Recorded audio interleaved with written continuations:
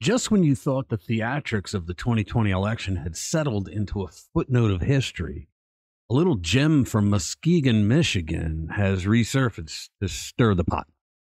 There was direct evidence of massive election fraud that was caught by a county clerk, reported to the police, and you won't believe what the FBI did with the case.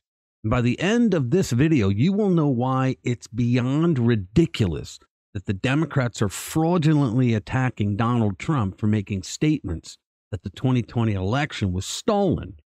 Let's get into it. Hey guys, welcome back. Muskegon, a city so charming that even its irregularities have charm. So here's the scene. A lady walks into the city clerk's office with, brace yourself, over 10,000 voter registration applications just 2 weeks before the 2020 election. It could happen. Ann Meisch, the city clerk, is naturally befuddled. There are only about 4,000 voting age folks in the town who aren't registered. He brings in 10,000? But hey, who's counting, right? So the twist? Ms. Brianna Hawkins, our eager applicant collector, was employed by an organization with eyes on boosting Democrat voter turnout. It's just a coincidence, I'm sure. But lo and behold, a police report surfaces. It was handed over like a precious artifact to state Republican officials. And it eventually made its way to the FBI. Now, according to the 2020 police report, Ms. Meisch told authorities that some of the irregularities found on the voter registration forms that were submitted by Ms. Hawkins included invalid and non-existent addresses. It's illegal. Erroneous phone numbers. Still illegal. Signatures that didn't match those on existing records. Illegal. And numerous forms that appeared to be filled out and signed by the same handwriting. A forger. Completely illegal. Now, our ever vigilant facts checkers swiftly jumped to quell the rising tide of questions. They claimed that only a minuscule number of forms were, quote, fraudulent. And yet, isn't it just curious how only 42 samples of suspected fraudulent applications were examined? You remember that? You know, maybe math isn't our strongest suit here, but the numbers are singing quite the curious tune. Especially when our diligent Ms. Meisch discloses that many of the forms had, shall we say, irregularities.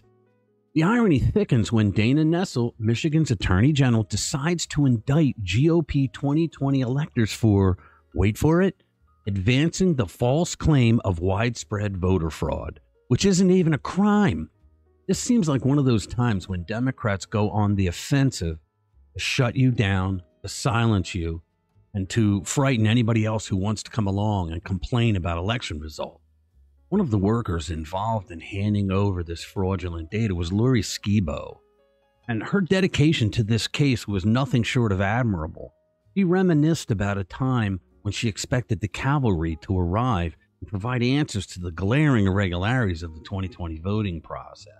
But it never happened. With the Michigan GOP's newfound zest for grassroots transparency, one can't help but wonder, what were the precious GOP-led panels drinking when they declared no systemic fraud? Were they paid off, or worse, were they threatened to go along? A plethora of esteemed organizations, including the FBI, have apparently graced this Muskegon inquiry with their involvement. And once the FBI took the case, they did absolutely nothing. They sat on it. Doesn't it make sense now that the FBI participated in a fake kidnapping scheme to kidnap Michigan Governor Gretchen Whitmer right before the 2020 election, where it turns out that there were far more FBI people in the so-called kidnapping group than actual kidnappers? Do you remember that story? Did they do that because they wanted to take the focus off what was discovered in Muskegon? Again, Democrats go on offense to take the focus off of them. We may never know, because we're dealing with professional liars among Democrat politicians, Democrat county election workers, and the FBI.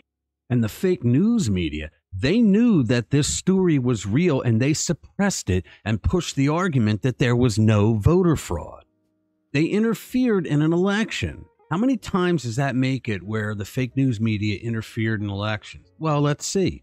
A man by the name of Larry Sinclair came out in 2008 and told a true story about meeting Barack Obama, smoking crack with him, and then having sex with him.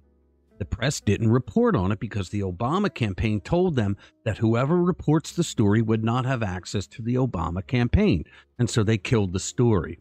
People love and know really well. And the media is too, by the way. I mean, the media is reporting on government, but it's also dependent on government. You know, in 2008, it became really clear that Barack Obama had been having sex with men and smoking crack. And a guy came forward, Larry Sinclair, and said, I'll sign an affidavit. And he did. I'll take a lie detector. And he did. I smoked crack with Barack Obama and had sex with him. Well, that was obviously true. No one reported it, not because they were squeamish about sex or drugs, but because the Obama campaign said anyone who reports on this gets no access to the Obama campaign. And so they didn't report on it. The fake news media interfered in the 2008 election. They did the same thing in 2016 by pushing a known bullshit story about Russian collusion. The fake news media then spent the next 4 years pushing that lie. They interfered in the 2016 election. And the most recent of past elections where the fake news media interfered was when they argued that the Hunter Biden laptop was Russian disinformation. They are right now interfering in the 2024 election by going along with the fake narrative that Donald Trump committed crimes by pointing out that he believes the 2020 election was stolen. They are charging Trump with crimes, even though this story about election fraud in Michigan has now gone viral. And the word is, this happened in multiple states. All right, so in the end, I pose a question to everybody. Leave something in the comments. If everything here is above board, then where the hell did those 10,423 voter registration applications vanish to? That's a riddle for the ages. All right, make sure to subscribe to our channel and share our videos with like-minded friends who want to stay informed with what's really going on. Stay informed, stay vigilant. Always remember to read between the lines and the lies. Thanks for watching this video. I'll see you in the next one.